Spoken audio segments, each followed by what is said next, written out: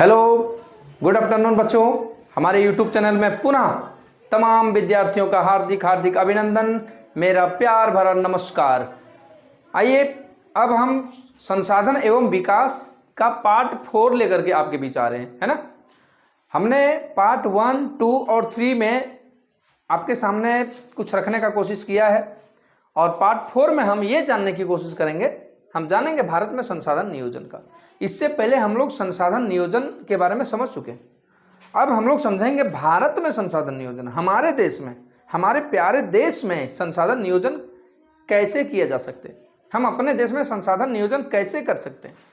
सबसे पहले मैं संसाधन नियोजन का डिफिनीशन बता दूं आपको। संसाधन नियोजन को मुख्य रूप से अगर आप कहें तो संसाधन नियोजन से तात्पर्य होता है संसाधनों का विवेकपूर्ण तरीके से यूज करना, संसाधनों का विवेकपूर्ण तरीके से प्रयोग करना संसाधन नियोजन कहलाता है। आप देखेंगे कि भारत में संसाधन नियोजन के कुछ सोपान है ना मेरे बच्चों।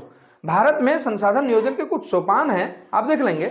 भारत में जो संसाधन नियोजन के पहला सोपान होगा वो होगा विभिन्न प्रदेशों के संसाधनों की पहचान करना, विभिन्न प्रदेशों के संसाधनों की पहचान करना और तालिका बनाना, है ना। दूसरा होगा मानचित्र बनाना, मानचित्र बना करके संसाधन नियोजन किया जा सकता है। तीसरा होगा सर्वेक्षण करना, संसाधनों का जांच पड़ताल करना, संसाधनों का सर्वेक्षण करना। और चौथा होता है मात्रात्मक और गुणात्मक अनुमान अथवा मापन करके हम संसाधन नियोजन कर सकते हैं। पांचवा क्या है, टेक्नोलॉजी कौशल, प्रौद्योगिकी कौशल और संस्थागत नियोजन ढांचा तैयार करना। और आप देखेंगे छठा क्या होगा, छठा होगा संसाधन विकास योजनाओं और राष्ट्रीय विकास योजना में समन्वय स्थापित करना, है ना। तो ये संसाधन नियोजन के सोपान थे, ये भारत में संसाधन नियोजन के सोपान थे बच्चों। देखेंगे अब हम आगे का बात कर लें तो आगे का बात करेंगे संसाधनों का संरक्षण। दैट मीन संसाधनों को बचाना। तो संसाधनों का संरक्षण कब आवश्यक हो जाता है, जब संसाधनों का अंधाधुंध प्रयोग होता है, जब संसाधनों का अंधाधुंध उपयोग होता है ना, तब जरूरत पड़ता है संसाधनों का संरक्षण का। आप बात कर लें कि किसी भी तरह के विकास में संसाधन सबसे इंपॉर्टेंट भूमिका अदा करता है मेरे बच्चों। किसी भी प्रकार का विकास में, चाहे जिस प्रकार का विकास हो, आर्थिक, सामाजिक, जिस प्रकार का पहलू का बात कर लें, सभी प्रकार के विकास में संसाधन सबसे इंपॉर्टेंट रोल अदा करता है। किंतु देखेंगे कि संसाधनों का विवेकहीन उपयोग और अति दोहन के कारण कई सामाजिक, आर्थिक और पर्यावरणीय समस्याएं पैदा हो सकती है, जिसका समाधान के लिए आप देखेंगे कि विभिन्न स्तरों पर संसाधन का संरक्षण आवश्यक है। क्या बोला कि किसी भी प्रकार के विकास में संसाधन बहुत ही इंपॉर्टेंट रोल अदा करता है ना।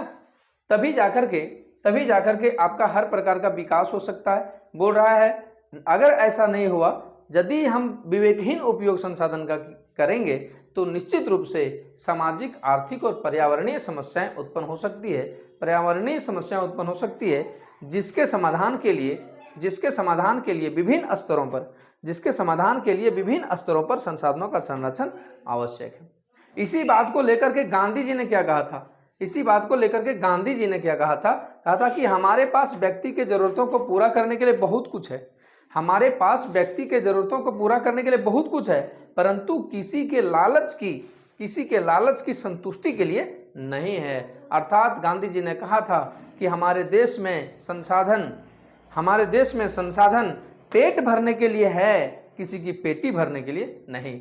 हमारे देश में जो संसाधन है वो पेट भरने के लिए है, किसी की पेटी भरने के लिए नहीं है। तो ध्यान देंगे अंतर्राष्ट्रीय स्तर पर संसाधन संरक्षण की वकालत की गई थी और इसी बात को लेकर के अंतर्राष्ट्रीय स्तर पर भी संसाधन संरक्षण की वकालत 1968 में की गई थी। कहाँ? 1968 में क्लब ऑफ रोम ने किया था। किसने किया था? 1968 में अंतर्राष्ट्रीय स्तर पर संसाधन संरक्षण की वकालत क्लब ऑफ रोम ने किया था। और ठीक इसके बाद 1974 में सुमेसर ने अपनी पुस्तक स्मॉल इज ब्यूटीफुल में आप देखेंगे इस विषय पर गांधी जी के बातों का इन्होंने पुनर्व्याख्या की थी, है ना, पुनर्व्याख्या की थी। तो 1987 में ब्रुंटलैंड आयोग रिपोर्ट एक रिपोर्ट जारी होता है। कब? 1987 में। और 1987 में ब्रुंटलैंड आयोग रिपोर्ट द्वारा वैश्विक स्तर पर संसाधन संरक्षण में बहुत बड़ा योगदान दिया गया था बच्चों, है ना। तो इस रिपोर्ट ने सतत पोषणीय विकास की संकल्पना प्रस्तुत की, सस्टेनेबल डेवलपमेंट की संकल्पना प्रस्तुत की। मैंने बताया था सस्टेनेबल डेवलपमेंट क्या होता है ना। तो मैंने बताया था कि पर्यावरण को बिना क्षति पहुंचाए, पर्यावरण को बिना नुकसान किए वर्तमान पीढ़ी के लिए भी संसाधनों का यूज करके भविष्य के पीढ़ी के लिए संसाधन को रखना सतत पोषणीय विकास कहलाता है। तो आप देखेंगे कि इसकी संकल्पना प्रस्तुत की और संसाधन संरक्षण की क्या किया इसने, इस रिपोर्ट ने, ब्रुंटलैंड आयोग रिपोर्ट ने क्या किया, इसमें वकालत किया। अब हम बात करेंगे भू संसाधन का। अब हम बात करेंगे किसका, भू संसाधन का। पृथ्वी के बारे में जानेंगे, हम भूमि के बारे में जानेंगे कि भूमि हमारे लिए कितना उपयोगी संसाधन है। नहीं, भूमि हमारे लिए कितना उपयोगी संसाधन है। आइए हम लोग भूमि संसाधन के बारे में जानेंगे, भू संसाधन के बारे में जानेंगे। आप देखेंगे कि हमारे देश का जो एरिया है, हमारे देश का जो क्षेत्रफल है, आपको पता होगा मेरे बच्चों हमारे देश का कितना क्षेत्रफल है। हमारे देश का क्षेत्रफल कितना है, तो मैं बता दूं 32.8 लाख वर्ग किलोमीटर। अगर हम डिटेल्स बोलें तो 32,87,263 वर्ग किलोमीटर हमारे देश का एरिया है। अब देखेंगे आप कि भूमि एक महत्वपूर्ण प्राकृतिक संसाधन है, भूमि एक महत्वपूर्ण प्राकृतिक संसाधन है जिस पर समस्त प्राणी जात, पादप जात और जंतु जात निर्भर होते हैं। बिल्कुल, ये भूमि ही तो है जिस पर हर एक प्रकार के जीव जंतु, पृथ्वी पर उपस्थित 84 लाख जीव जंतु पृथ्वी पर निवास कर रहा है और सारी की सारी क्रियाएं पृथ्वी पर संपन्न करता है। तो कितनी जरूरत वाली संसाधन है भूमि, ये आप इसका अंदाजा लगा सकते हैं, है ना। आप देखेंगे कि इसके 3 प्रमुख आकृति हैं। इसके कितने आकृति हैं भाई, 3 प्रमुख आकृति हैं। बोल रहा है पहला मैदान के रूप में है, दूसरा पर्वत के रूप में है और तीसरा पठार के रूप में, है ना। पहली आकृति मैदान के रूप में, दूसरा पर्वत और तीसरा पठार के रूप में है। अब हम एक एक करके अगर जिक्र कर लें तीनों का, तो आइए हम लोग देखेंगे भूमि प्रारूप को। देखेंगे मैदान, बोल रहा है मैदान किसे कहते हैं, तो एक फ्लैट समतल जगह को मैदान कहते हैं, फ्लैट, है ना, फ्लैट मैदान कहते हैं। आप देखेंगे संपूर्ण भूभाग का 43% भाग, बोल रहा है संपूर्ण भूभाग का कितना प्रतिशत, 43%, है ना। 43% भाग जो है वो मैदानी भाग है मेरे बच्चों। तो सवाल यहां से बनता है कि भारत के संपूर्ण भूभाग का कितना प्रतिशत भाग मैदानी भाग है, तो संपूर्ण भूभाग के 43% भाग जो है वो मैदानी भाग है, जो कृषि और उद्योग के विकास के लिए उपयोगी है। तो जो मैदानी भाग है उसमें अधिकांश रूप से क्या की जाती है, खेती की जाती है। क्या किया जाता है, उद्योग विकास किए जाते हैं, इंडस्ट्री लगाए जाते हैं, कल कारखाने लगाए जाते हैं। तो ये बात हमने मैदान का कर लिया। आइए अब हम बात करेंगे किसका, पर्वत का करेंगे। किसका करेंगे, पर्वत का करेंगे, है ना।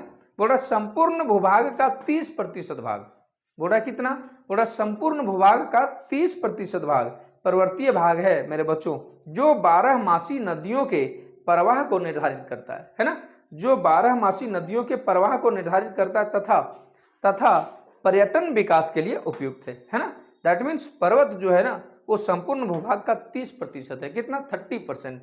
ये क्या सुनिश्चित करता है, ये हमारे देश में 12 मासी नदियों के प्रवाह को सुनिश्चित करता है और साथ में ये पर्यटन विकास केंद्र के रूप में भी जाने जाते हैं। अब हम बात करेंगे पठारी क्षेत्र का।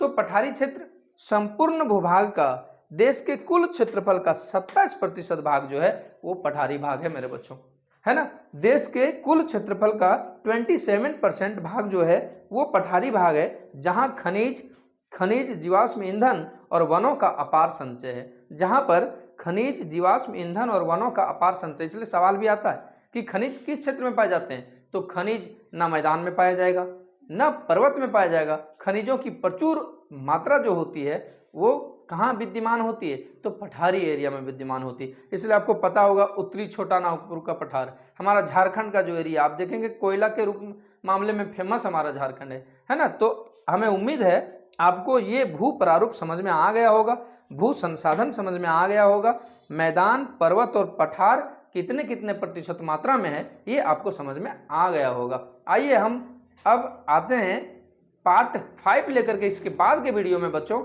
आप मेरे चैनल को सब्सक्राइब करना ना भूलें, वीडियो को शेयर करना ना भूलें और जाते जाते बेल आइकन दबाना मेरे बच्चों ना भूलें। बहुत बहुत धन्यवाद। जय हिंद, वंदे मातरम।